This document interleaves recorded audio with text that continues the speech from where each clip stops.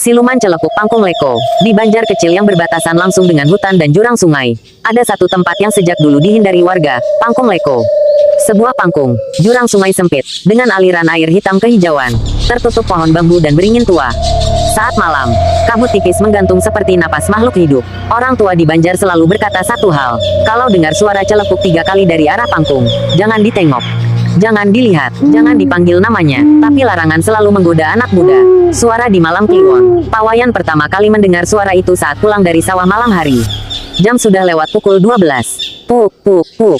Pelan, berat, seperti suara kayu basah yang digesek. Ia berhenti. Suara itu datang dari arah Pangkung Leko. Burung celepuk, gumamnya. Namun yang membuat bulu kuduknya berdiri. Suara itu terlalu dekat, seolah tepat di atas kepalanya. Dana menoleh ke pohon bambu.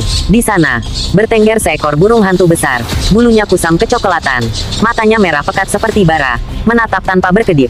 Tapi yang salah, kepalanya tidak berputar seperti burung, melainkan sedikit miring seperti manusia yang memiringkan leher saat mengintai.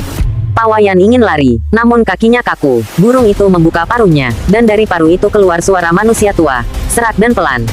Pak Wayaan, turunlah ke Leko. Pawayan menjerit dan lari tanpa menoleh. Orang yang tak pernah pulang utuh. Sejak malam itu, Pawayan berubah. Ia sering melamun, matanya cekung, dan setiap malam kliwon, ia berdiri menghadap hutan, seperti menunggu sesuatu memanggilnya. Warga mulai bercerita, dulu, puluhan tahun lalu, ada seorang balian leak yang mati dibuang ke Pangkung Leko. Ilmunya belum tuntas, rohnya tak diterima tanah. Ia menjelma siluman celepuk, penjaga pangkung, pemanggil jiwa manusia. Ciri orang yang dipanggil celepuk Pangkung Leko hanya satu, mereka akan mendengar namanya disebut dengan suara burung. Dan kalau menjawab, jiwanya mulai diambil sedikit demi sedikit. Malam penarikan. Pada malam tilem kliwon, Pawayan menghilang. Warga mencarinya ke Pangkung Leko. Di sana hanya ditemukan jejak kaki manusia yang berubah menjadi jejak cakar burung, berhenti tepat di tepi jurang. Tiba-tiba, puk, puk, puk. Suara itu menggema dari segala arah. Lampu Petromax meredup, angin berhenti. Dari atas pohon beringin, muncul celepuk raksasa.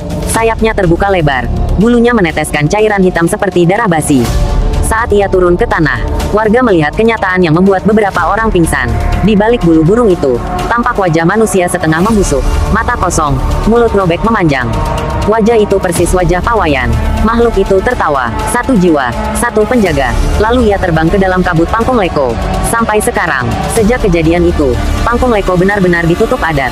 Tak ada yang berani lewat malam hari. Namun warga bersumpah, jika malam sunyi dan kabut turun rendah, suara celepuk masih terdengar.